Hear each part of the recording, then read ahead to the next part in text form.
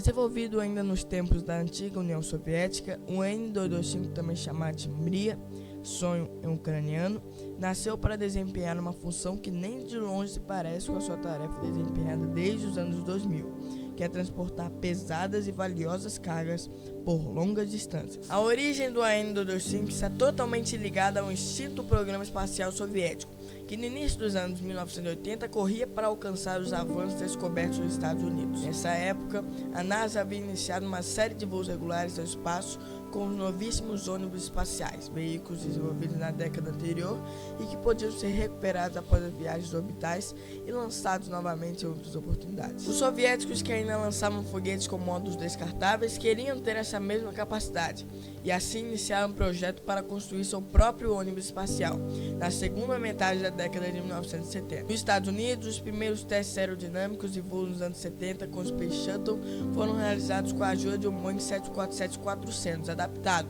para carregar o veículo especial na parte superior da fuselagem, do que foi um dos maiores espetáculos da aviação. Para desenvolver o modelo na União Soviética, seria necessário aplicar a mesma técnica, mas o país não possuía uma aeronave capaz de carregar junto o Buran, como foi batizado o ônibus espacial soviético. Durante os primeiros ensaios com o Buran, ainda incompleto, foram realizados voos também com o impressionante Mykolaiv VMT Atlantic, mas mesmo esse modelo não era capaz de carregar o conjunto completo, que pesava 105 toneladas. Também foi analisada a possibilidade de utilizar o quadrimotor AN-124, então um dos maiores aviões do mundo, mas esse também se mostrou insuficiente. Seria preciso criar algo novo.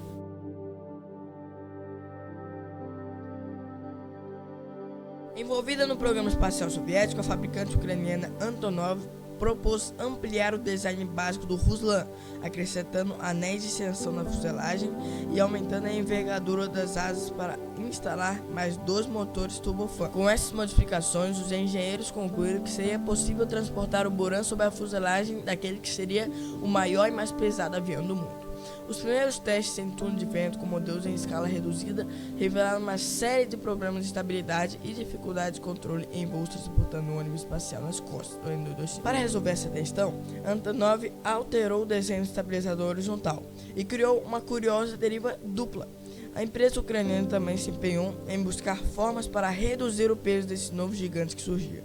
Do desenho original baseado no N-124, foram retirados a porta traseira e a rampa de carga, conjunto que exigia um complexo e pesado mecanismo para funcionar. Para acessar o interior, foi criada uma rampa simplificada pela parte frontal, com uma excêntrica porta que elevava o nariz da aeronave, permitindo a entrada de até 250 toneladas de carga. O primeiro protótipo voou no dia 21 de dezembro de 1988, e no ano seguinte, a enorme aeronave seria apresentada junto ao Buran, com orgulho pelos soviéticos e shows aéreos pela Europa. O N-225 tinha proporções superlativas, eram 84 metros de comprimento e 88 de envergadura das asas, além de poder decolar com um peso máximo de 640 toneladas. Não havia nada parecido com o Mriya até então. O tão aclamado e poderoso Boeing 747 que carregava o ônibus espacial da NASA ficou pequeno perto da nova maravilha ucraniana, que podia voar com 200 toneladas de carga a mais. Com o N-225 concluído, o programa espacial soviético pôde continuar com o desenvolvimento do Buran.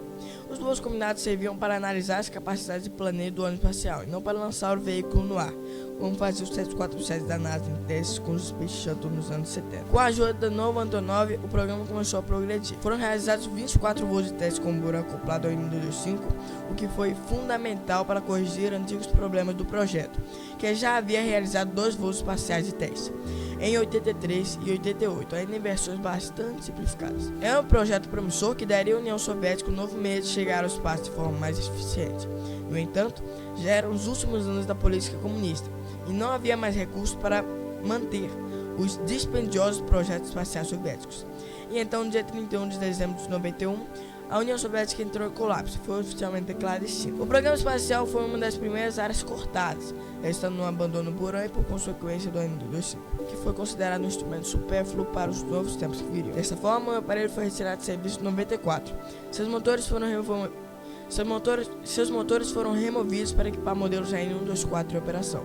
Uma segunda aeronave que estava em construção em Kiev, na Ucrânia, acabou cancelada. As células do primeiro N-225 que carregou o Buran e do modelo inacabado foram estocadas em enormes hangares Antonov, em 94, onde ficariam totalmente esquecidas pelos próximos 5 anos.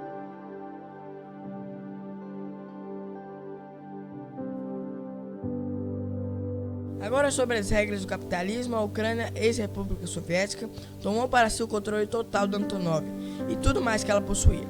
Para aproveitar os enormes aviões que antes eram utilizados para o transporte tático e material militar da URSS, o novo país ampliou os tentáculos da fabricante e criou a Antonov Airlines, uma empresa de transporte de carga. A divisão dos transportes da Antonov foi criada em 89, ainda sob direção dos soviéticos, mas somente a partir da década de 90 é que ela começou a ganhar notoriedade. A companhia iniciou seus trabalhos com uma frota de 4 jatos CN-124 e mais 3 turbohélices CN-12. Entretanto, com mais pedidos surgindo, a empresa sentiu a necessidade de ter uma aeronave maior para transportar cargas ainda mais pesadas, como locomotivas, geradores de usina hidrelétrica e até mesmo outros aviões e helicópteros.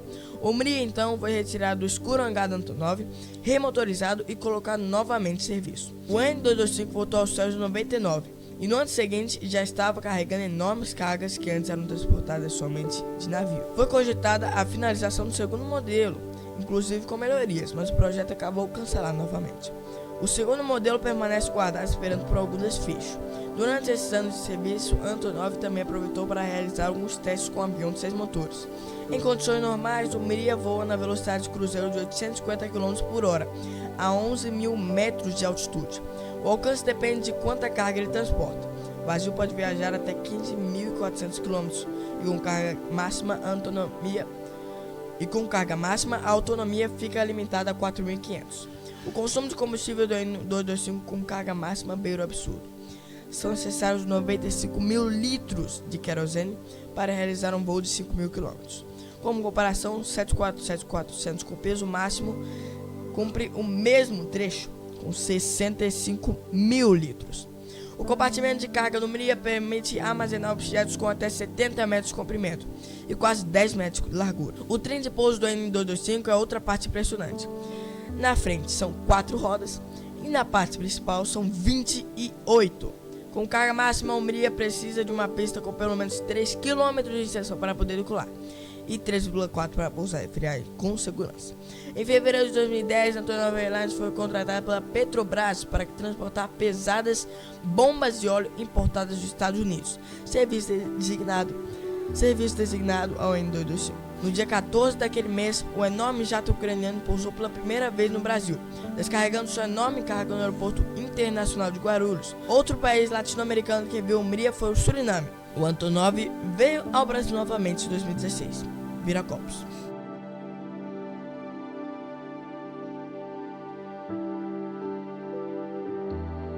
No dia 27 de fevereiro de 2022, o Mriya estava parado no hangar da Antonov em Kiev, na Ucrânia. Porém, uma batalha no aeroporto foi bombardeado e parcialmente destruído. Infelizmente, ao que sabemos agora, não terá outra vez, nem outro pouso, nem outra reunião como essa para ver o avião. Fica sentimento de saudade e boas memórias. No entanto, também surge a revolta de como uma guerra incompreensível pode ser cruel com as pessoas e com as conquistas da humanidade. Por fim, existe a esperança de ver o homem produzir um dia outra máquina como essa, dada a sua importância para a indústria global. Ao longo da pandemia, ele também foi empregado como jamais antes em posto de transporte de equipamentos de combate ao Covid.